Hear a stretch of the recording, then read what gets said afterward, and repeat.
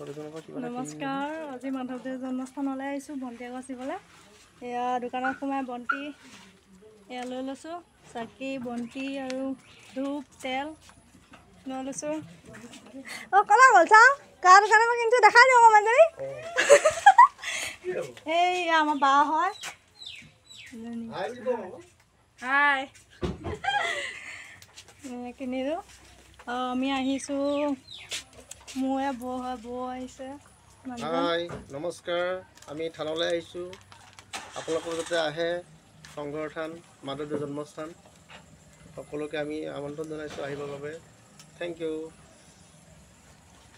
আৰু দেখা আছোঁগৈ যাওঁ ভিতৰলৈ এয়া আমি মাধৱদেৱ জন্মস্থানত সোমাইছোঁ এখন গেট হয় প্ৰথম গেটখন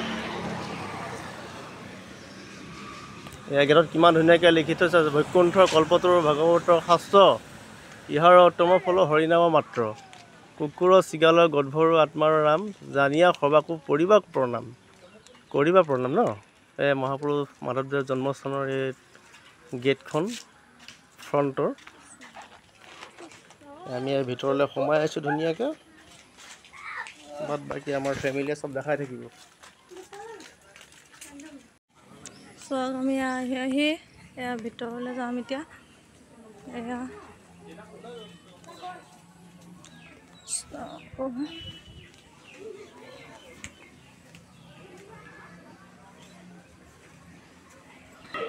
চব বহুত দূৰ দূৰণিৰ পৰা মানুহ আহে এয়া চব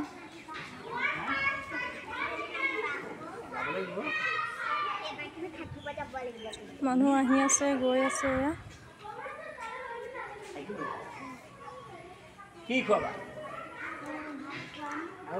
দেখা আছোঁ ফাৰ্ষ্টে বন্তি গছ জ্বলাই লওঁ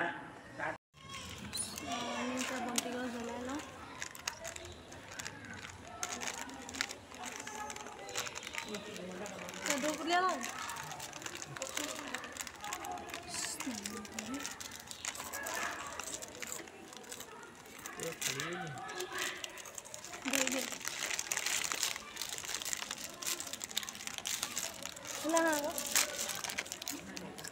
মনো বন্তি গছ পৰি যাব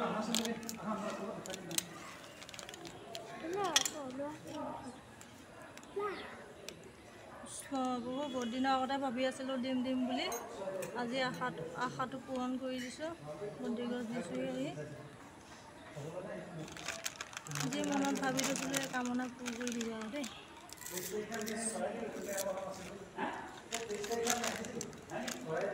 ঘূৰাই দিম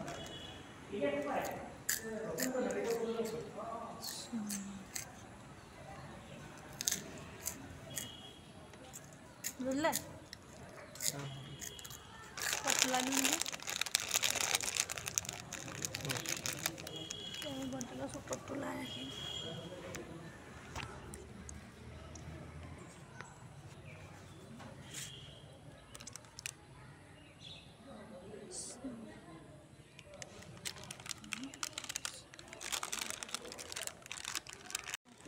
ধূপ চুৰি দি দিয়া ইয়াত দেখিছেনে কিমান বন্তি ইয়াত বহুত মানুহ দূৰ দূৰণিৰ পৰা আহি পেলাই ইয়াত বন্তি দিয়েহি শৰাই দিয়েহি শৰাই আগবঢ়াই বন্তি দিয়ে মানে যি মনত কামনা কৰে সেই কামনা পূৰ হৈ যায়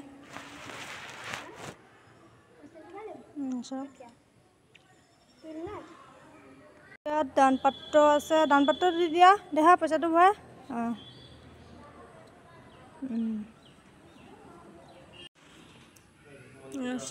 মণিকূটৰ আসন ভাগ ইয়াত অঁ বৰ্তাই অকণমান কৈ দিয়ক গুৰু আসন এই মাধৱদেৱ জন্মস্থান ইয়াতে আমাৰ ককাহঁতে প্ৰতিষ্ঠা কৰিছিলে আচলতে ভেটি ইয়াৰ নহয় ইয়াৰ পিছত এইফালে লৈ আহিছে আমাৰ ভেটি আচলতে সেই ভাগত হাতীয়ে কল দিছিলে আমাৰ ককাহঁতৰ দিনত আৰু অগাত অৰণ্য আছিলে তাৰপিছত হাতীয়েও কল দিছিলে আৰু এটা নতুন ভেটি আছিলে মানে চফা ভেটি আছিলে সেই ভেটিটোতে সপোন কৰা যায় যে ইয়াতে মহাপুৰুষৰ জন্ম জেগা এতিয়া আমাৰ ককাহঁতে হাতী আনি দেখে যে জেগাডোখৰ খুব চফা লেজাই বেতে আৱৰি আছিলে আৰু তেওঁলোকে কালক্ৰমত আহি ইয়াত বন্তি জ্বলালে বন্তি জ্বলোৱাৰ পিছতে 1926 চনত স্থান প্ৰতিষ্ঠা হ'ল। তাৰপিছত কালক্ৰমত এই স্থানভাগ শ্ৰীমন্ত শংকৰদেৱ সংঘই লৈ ল'লে, আণ্ডাৰত ল'লে। ইয়াত প্ৰতিদিনাই নাম প্ৰসংগ হয়, বহুত যাত্ৰী আহে, 80খন 90খনলৈকে শৰাই হয়, 400-500 ভকত হয়। আৰু ইয়াত শৰণ কেন্দ্ৰ হয়, প্ৰতি মাহৰ সংক্ৰান্তিত বিহু 3টাৰ বাদে প্ৰতি মাহৰ সংক্ৰান্তিত ইয়াত শৰণৰ কাৰ্যসূচী হয়। তাতো 50-60জন 80জন 100জন ইমান শৰণাৰ্থী হয়, ভকতো 400-500 ভকত হয়। এতিয়া আজি দেওবাৰে আজি কিমানমান আহিছে? আৰু দেওবাৰে আজি 22খন শৰাই, হয়, আজি 6 তাৰিখ, 6 তাৰিখ আজি দেওবাৰ আমাৰ শৰাই বেছি হয়, বন্ধবাৰ থাকে কাৰণে আজি 22খন শৰাই। আৰু ভকতো প্ৰায় 300মান ভকত হৈছে। বহুত দূৰ দূৰণিৰ পৰা আহে ন মানুহ? দূৰ দূৰণিৰ পৰা আহে, প্ৰতিখন জিলাৰে আহে। দেওবাৰ হ'লে বেছিকৈ হয়। হয় হয়, আজি গহপুৰ, লখিমপুৰ, শোণিতপুৰ, ধেমাজি, ঢকুৱাখানা, নাৰায়ণপুৰ, বীৰপুৰ, এই দূৰণি এইখিনি ভকত আহিছে আৰু ওচৰখিনি আহিছে। তাৰ কাৰণে যে আৰু ভগৱানে আয়ুস বৃদ্ধি কৰে বুলি আমি ভগৱানৰ ওচৰত কৃতাৰ্থ জনাইছোঁ। ধন্যবাদ বৰ্তা। ধন্যবাদ। আৰু ইয়াত পদশিলা ভাগ আছে, আপুনি দেখাই দিয়ক, দেখুৱাই দিওঁ আমি। মাধৱদেৱৰ পদচিহ্ন, পদশিলা মানে পদ মানে ভৰি, শিলা মানে শিলটো। ইয়াতেই তেওঁ কেঁচুৱা কালত প্ৰায় 6 মাহ বছৰ এনেকুৱাতে তেওঁ সোঁ ভৰি বাঁহাতৰ চিন থোৱা আছে। এই ভাগ পাইছিলে এই পাছফালৰ ডাঙৰ যিটো পুখুৰী, তেওঁ গা ধোৱা পুখুৰী, সেইটোত তেওঁ পেলাই থৈ যোৱা।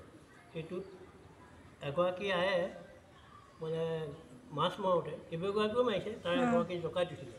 জকাইত উঠোঁতেই তেওঁ ক'লে, বাইদেউ শিল এটা উঠিছে, বোলে গা ধুৱাব লাগিব, ধুই পেলাই থৈ দিয়া। ধুওঁতেই তেওঁ এই পদচিহ্ন আৰু হাত দেখিছে। তেতিয়াই তেওঁলোকে আমাৰ ককাহঁতক মাতি দেখুৱালে, ককাহঁতে ইয়াত ধুই মেলি প্ৰতিষ্ঠা কৰিলে। তেতিয়া পাই আমাৰ ককাহঁতে দিনত কৈ আহে। যিগৰাকী আয়ে পাইছিলে সেইগৰাকী ধনিৰাম নেওগৰ আইগৰাকী, তেওঁ ফুলবাৰীত গৈ মৃত্যু হ'লগৈ। তেওঁৰ নামটো পাহৰিছোঁ মই, আমি খুৰী বুলি মাতোঁ। ফুলবাৰীত গৈ মৃত্যু হৈছিল।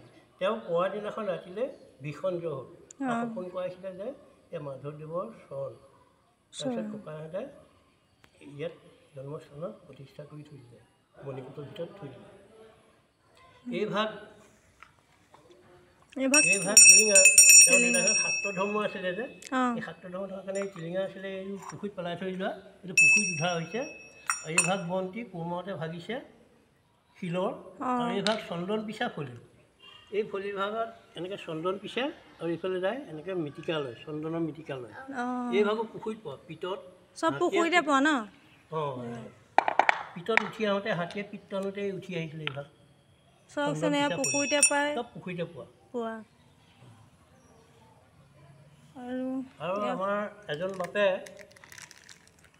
তেওঁৰ যিকণ জন্মভেটি, এই জন্মভেটি ভাগ আটক ধুনীয়াৰূপে প্ৰায় 1 কোটিমান টকা ব্যয় কৰি তেওঁ বনাই দিছে। তেওঁৰ নাম হ'ল নাৰায়ণ ভূঞা, ভোগপুৰত ঘৰ। সেই ভাগো আমি দেখুৱাবৰ কাৰণে আগবাঢ়িছোঁ।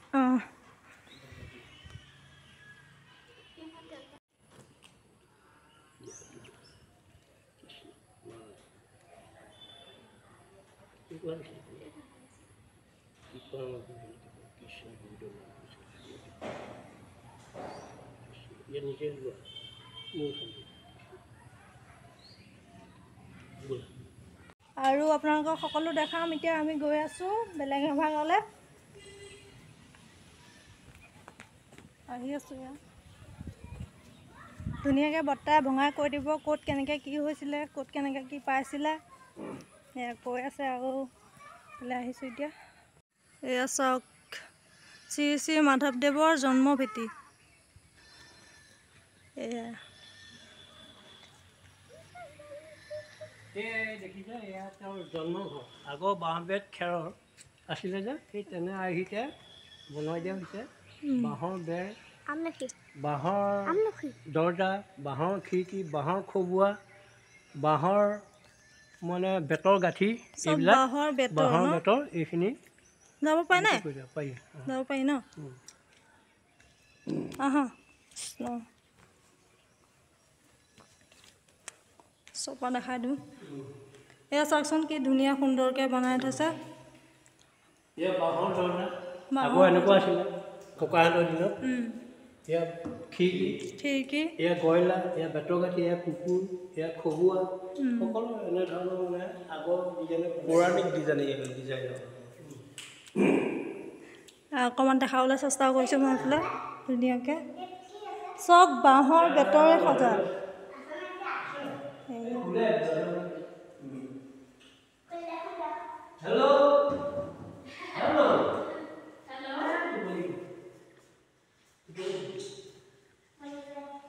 আপোনালোকৰ আহক আহিব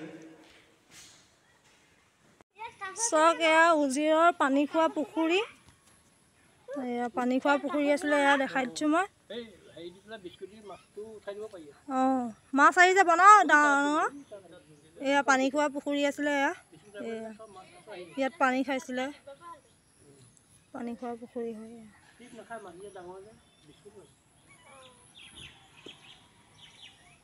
ইতিহাসটো উঠাই নিলে কোনো ক'বই নালাগে অঁ চাওক এইখিনি মই উঠাই দিছোঁ আপোনালোকে পঢ়িবলৈ চাব এয়া ইয়াতে চব মানে লিখি থোৱা আছে ইয়াত ক'ত কি পাইছিলে সববিলাক ইয়াতে আছে ন মাক দেউতাক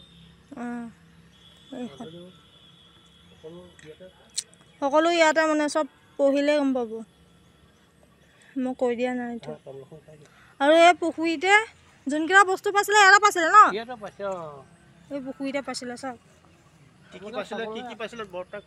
দেখালো নহয় আগধৰি কি পাইছিলে ইয়াত মানে পাইছিলে চন্দন পিছা ফলি পাইছে পিতটোতে পিতত উঠি আহিছে চন্দন পিছা ফলি হেৰিয়া পকা তাৰপিছত শিলৰ কটা আৰু তাৰপিছত বন্তি গছ পাইছে তাৰপিছত ইয়াত পদশিলা ভাগ ইয়াতেই পাইছে মাছ মাৰোঁতে এগৰাকী ইয়াতে পদশিলা ভাগ পাইছে ইয়াতে পাইছিলে এইটো ডাঙৰ পুখুৰী প্ৰায় 2 বিঘা আছে আগৰ মানে পিটনি আছিলে পিতটো উঠাই দিলে হাতী এতিয়া বহুত মাছ কাছ ইয়াত জীওৱা হৈছে ডাঙৰ ডাঙৰ মাছ কাছ আছে ইয়াত অসংখ্য আৰু আমি চব দেখালোঁ আপোনালোকক যোনবিলাক অহা নাই ঠাণ্ডাগলৈ আহিব বহুত ভাল লাগে আৰু নজনা কথা বহুতো জানিব পাৰে দেখিব পাব ভগৱানৰ যি বস্তু আছে ইয়াত আৰু যি মনোভাৱত যি আপোনালোকক লাগে বুলি ভাবিছে বা মনত যি আছে কামনা পূৰ হয় আপোনালোক আহিব